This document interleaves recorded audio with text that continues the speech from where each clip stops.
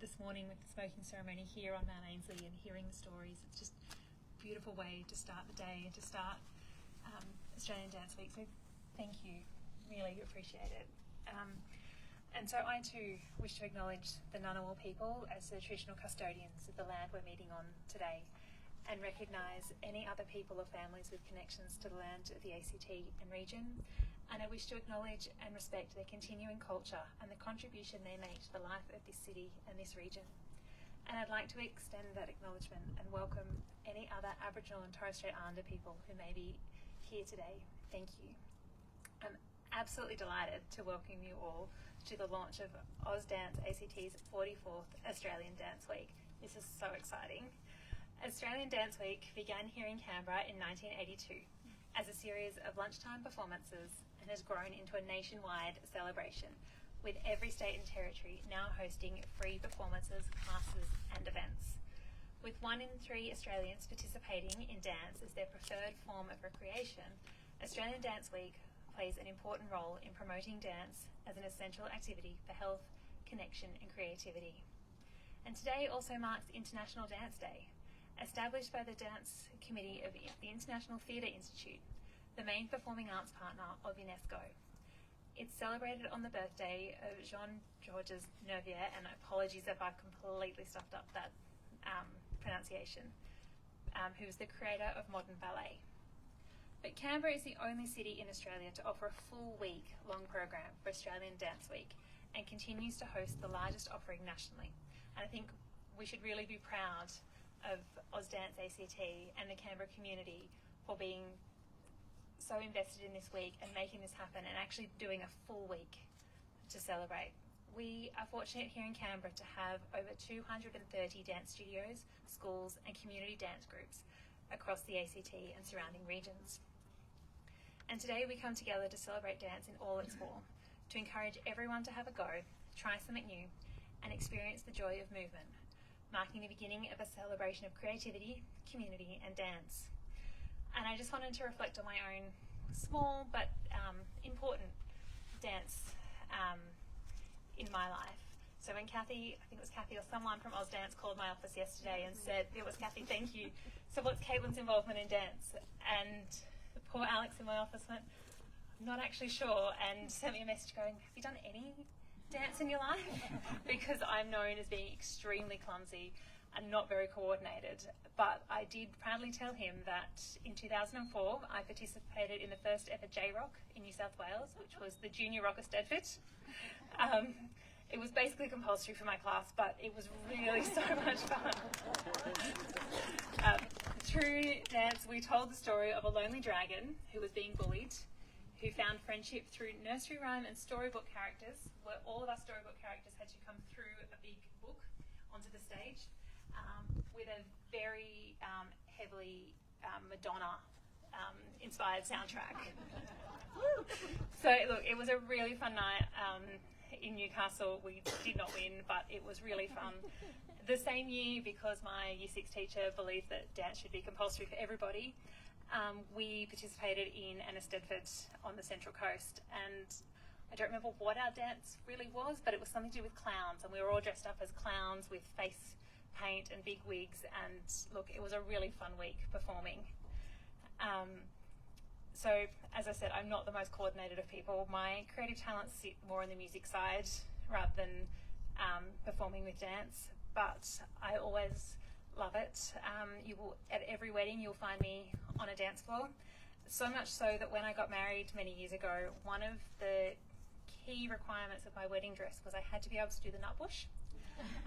So even though I had a full skirt with train, we put a bustle in so that when it came time to dance I could do the nutbush and the Macarena, and basically spent the whole night on the dance floor. So, you know, it's fun. So I admire everyone's commitment and passion, and you know, well done for 44 years of Australian Dance Week here in Canberra. Keep it up, please. I hope to come back again in the future and participate. And I know Minister Pedersen was really sad he could not be here today, but I hope I've done an okay job in filling in for him.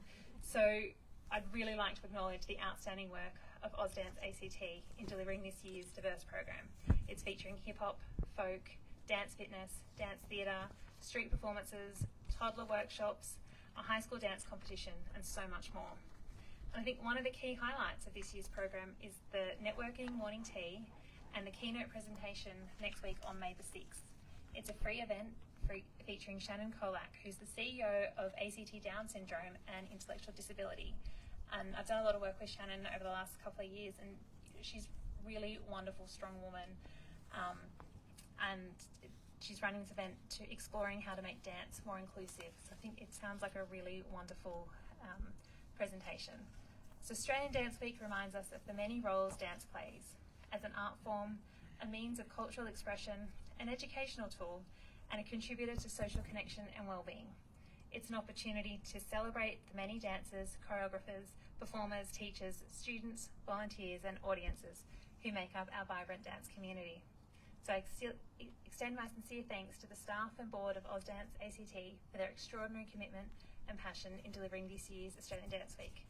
I encourage everyone to enjoy the wide range of activities and events throughout the week. So here's to a wonderful week of dance. Thank you, everyone.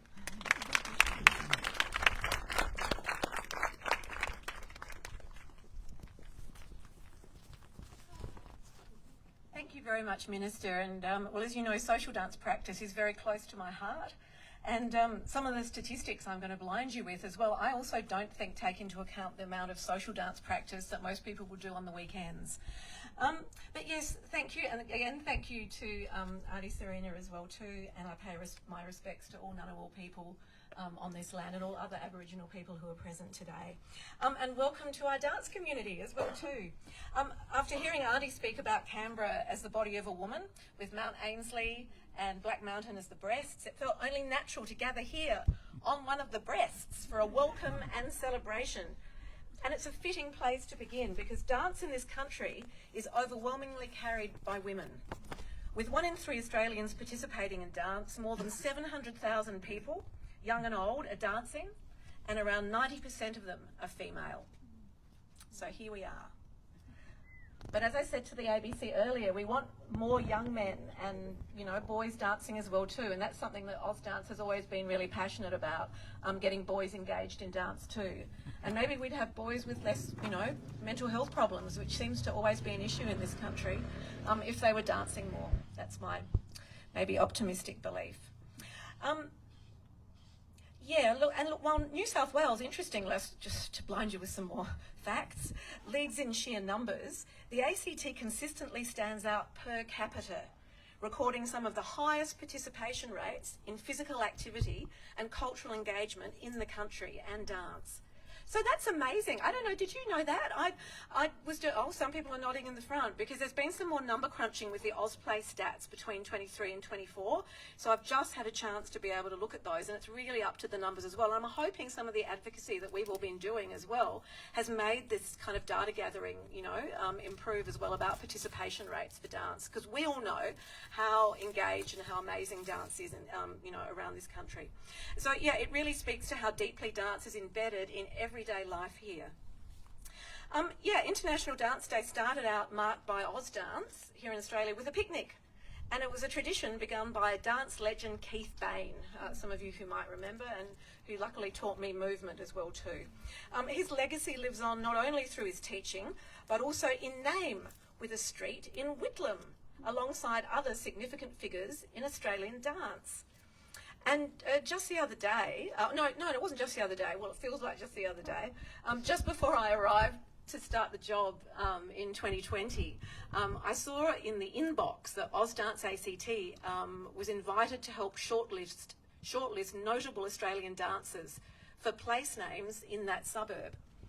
Lauren Honcope, the former president over there, brought together Julie Dyson and Michelle Potter to help shape that list, embedding dance history into the fabric of our city. So if you go up to Whitlam, there's all sorts of famous, don't have the list here, but there's about 9 or 10 different famous dancers who have street names after them.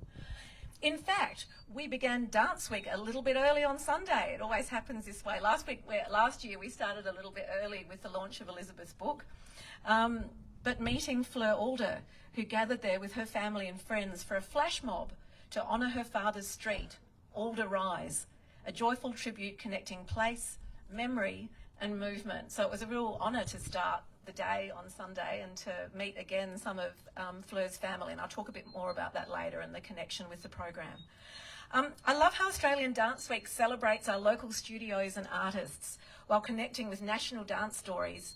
Truly Canberra, a meeting place. Ausdance ACT is the peak body for dance in the ACT, and we're part of a national network supporting the sector through advocacy, professional development, performance opportunities and programs including Australian Dance Week, Youth Dance Festival, workshop series and dance artists in schools.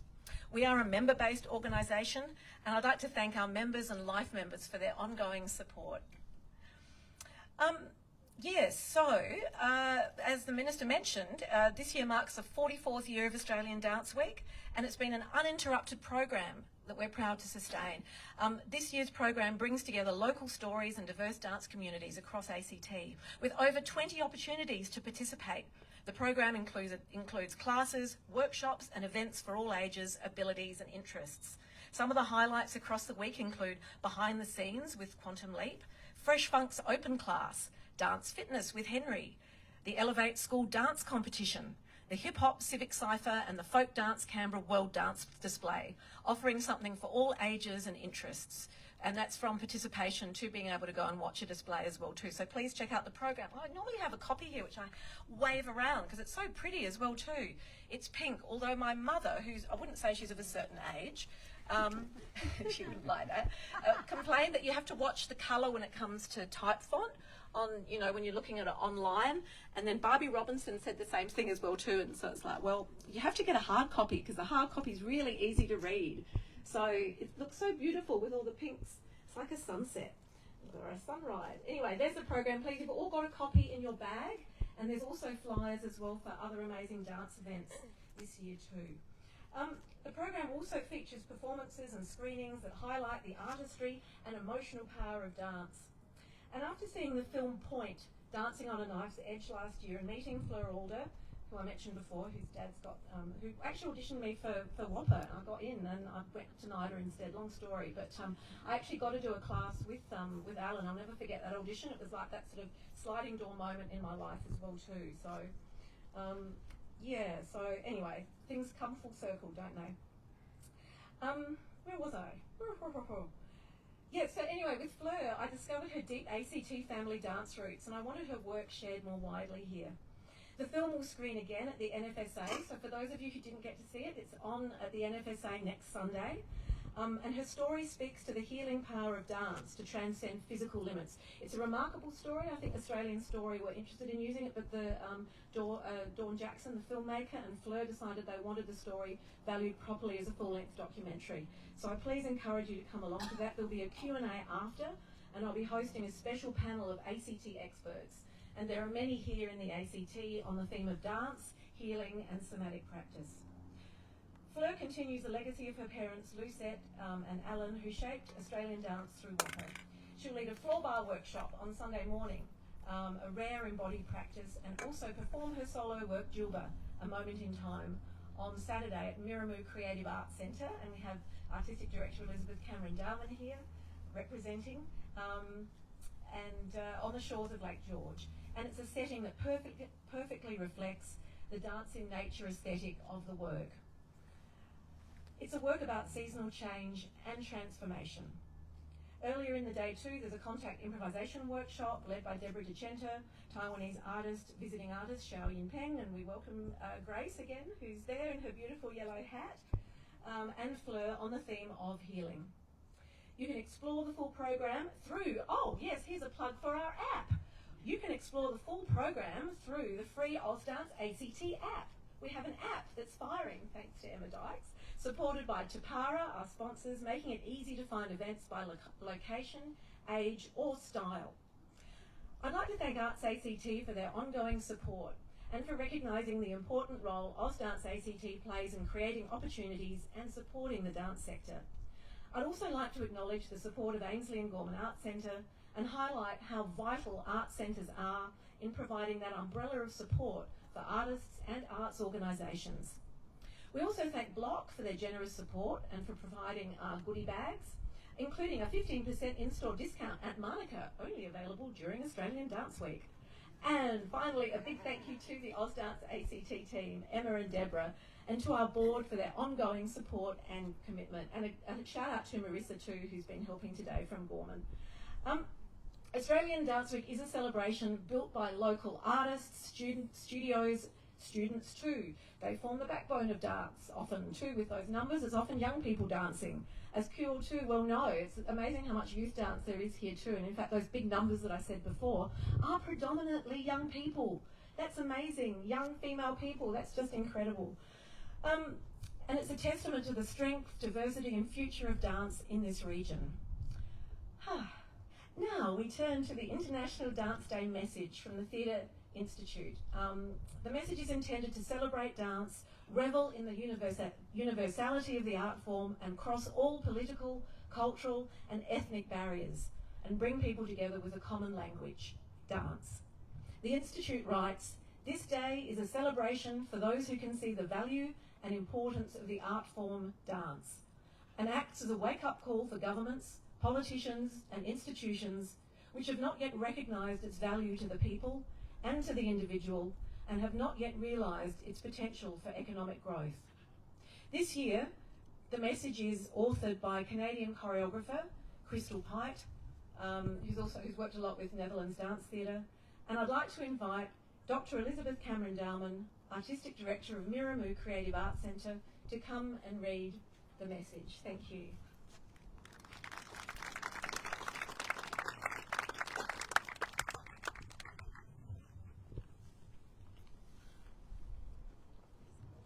Good morning, everyone, and I would like also to thank Auntie Serena for a very beautiful welcome to country, and I pay my respects.